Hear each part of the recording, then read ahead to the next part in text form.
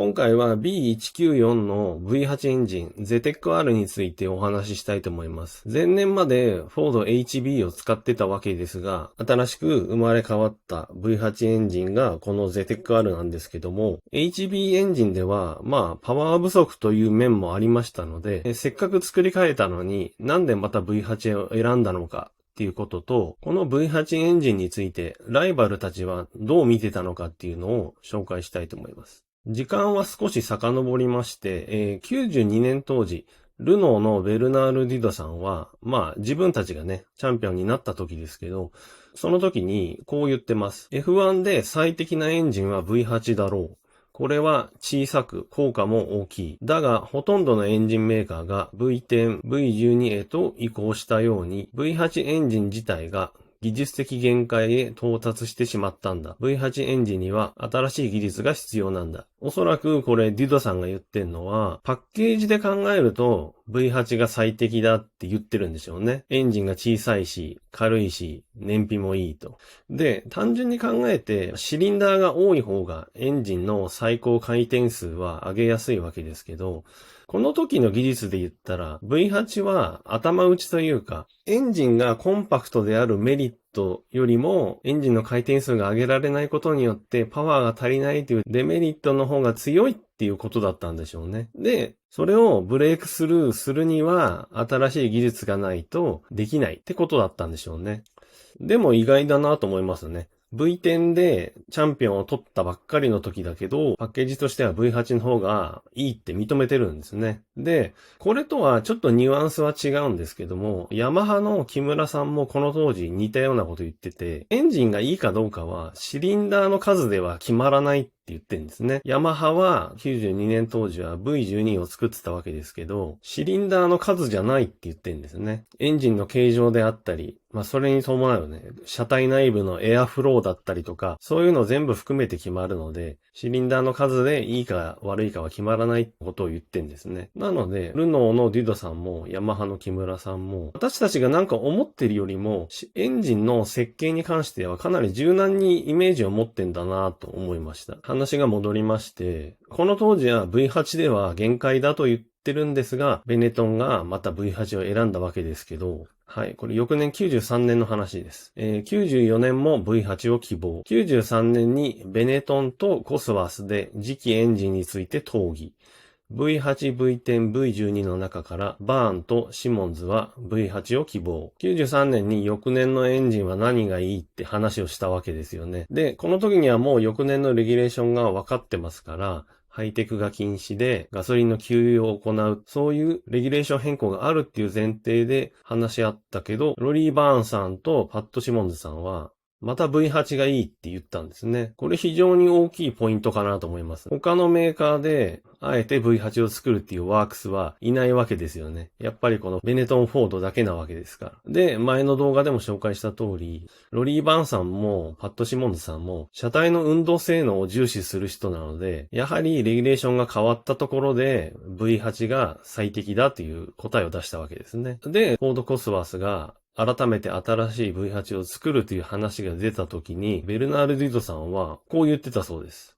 コスワースが V8 で15000回転を目指すと聞き、その数値がエンジンの信頼性と一緒に実現されたら、ルノーはすぐ荷物をまとめて F1 から引き上げる。面白いですね、これ。里に帰らせていただきます、みたいなこと言ってますね。この話が出た93年頃で言うと、ルノー V10 でも15000回転まで行ってませんので、V8 で15000回転を実現されたら、V10 を上回っちゃうってことですよね。この時のルノーのレブリミットってなんか詳細なデータが明かされてないんですけど、14000何百らしいので、ディドさんからしたら V8 で15000に到達するのは、まず無理だろうってことを言ってるわけですよね。やはり V8 では限界があって、それを突き破ることはできないんだってというふうにまだ考えてるっていうのがわかりますよね。で、実際にできたフォード ZEC-R V8 の簡単なスペックです。3494.8cc、バンク角75度、ボア&ストローク 99.75×55.9、ピストンはマグネシウム、銅、ニッケルの合金。コンロットとバルブはチタン。レブリミットは14500回転。これボア&ストロークはすごいショートストロークですね。まあ V8 で15000を目指すわけだから当然そうなりますよね。ピストンはこの当時で言うと最新の素材ですよね。マグネシウムの合金だと。ピストンに関してはコスワースが一番進んでたみたいですね。何年の話かはわからないんですけど、ホンダがコスワースにピストンを作ってくれって頼んできたらしいので、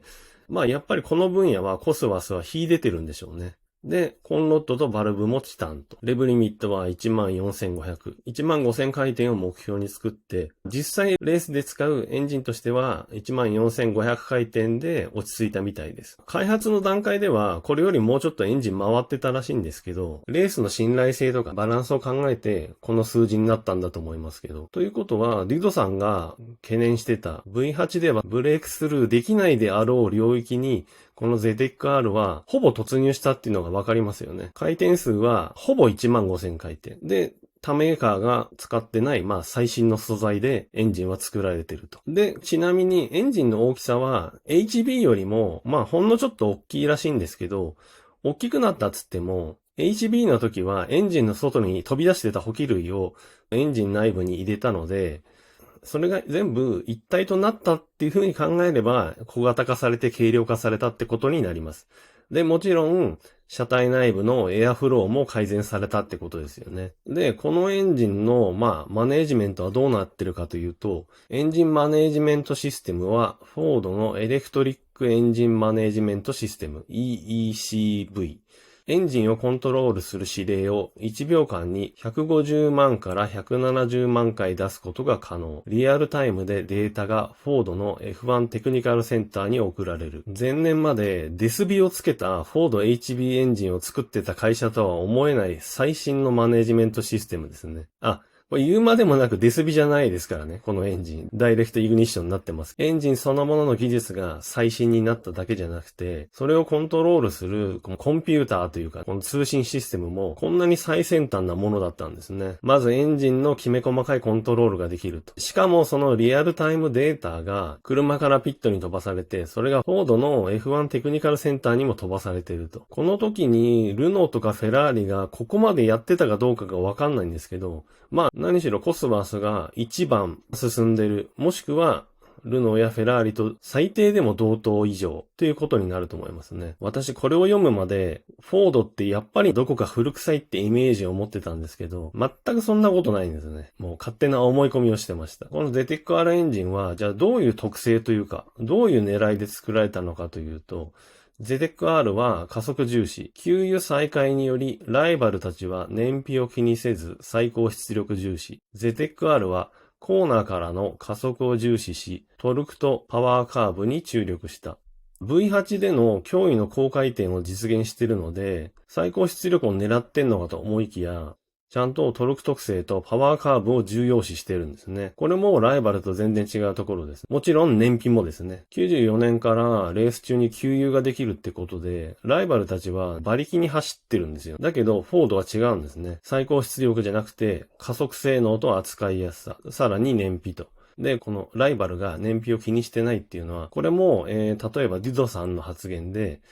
レース中の給油が可能になることで、ルノーが持ってた燃費というアドバンテージがなくなってしまったっていうこと言ってんですよ。給油しない時代は長いレース距離を燃費がいい状態でハイパワーで走れることがルノーの強みだったんだけど、給油ができることでその燃費の良さというアドバンテージがなくなったって言ってたってことは、逆に考えるともう燃費はあんまり気にしなくていいから、じゃあどうするかっつったらやっぱり馬力を出しますよね。だからこの辺もベネトン・フォードはライバルと全く逆に考えてるんですね。で、ロリー・バーンさんはエンジンについてこう言ってます。パワーバンドやトルクバンドが広く、スロットルにリニアに反応するいいエンジンだった。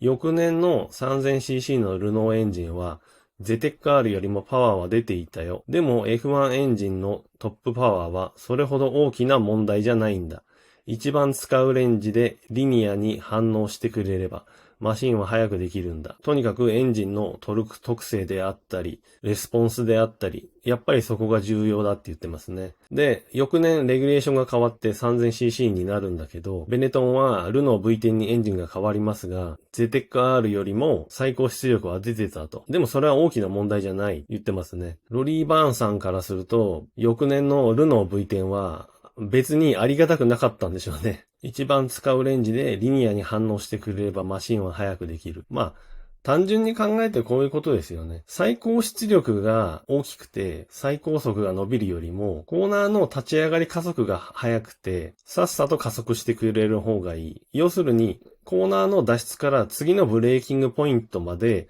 早く移動できればラップタイムっていうのは速いわけですよね。扱いづらくてなかなか加速できなくて、回転が上がってようやく加速し始めて、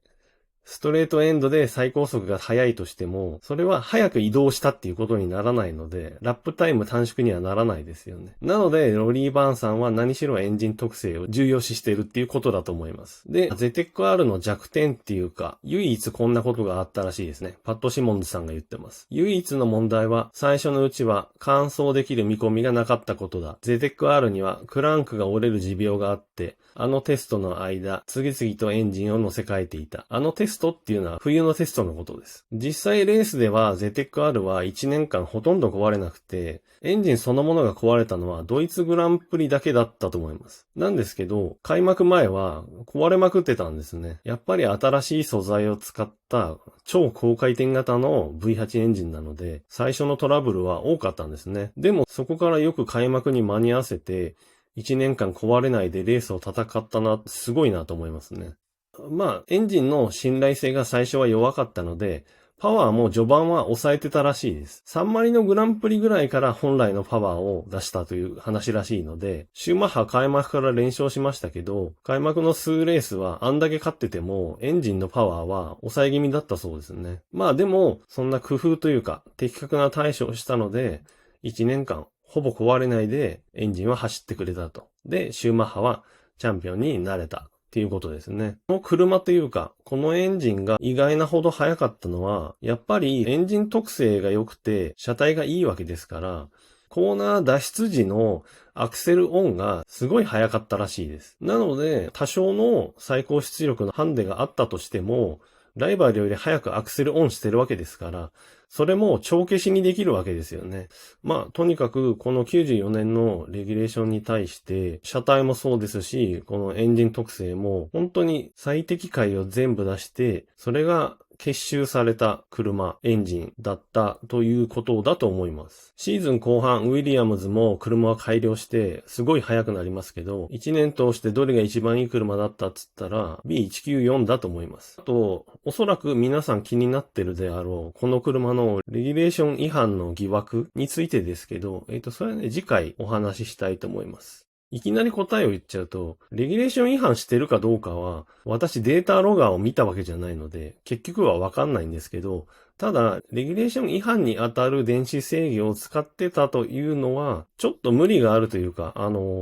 理屈が成り立ちづらいんですね。成り立たないって言っちゃうとちょっと言い過ぎだと思うんですけど、成り立ちづらいっていうところがあるんですね。まあなんでその辺は、はい、次回、細かくお話ししたいと思いますので、はい。じゃあまた次回よろしくお願いします。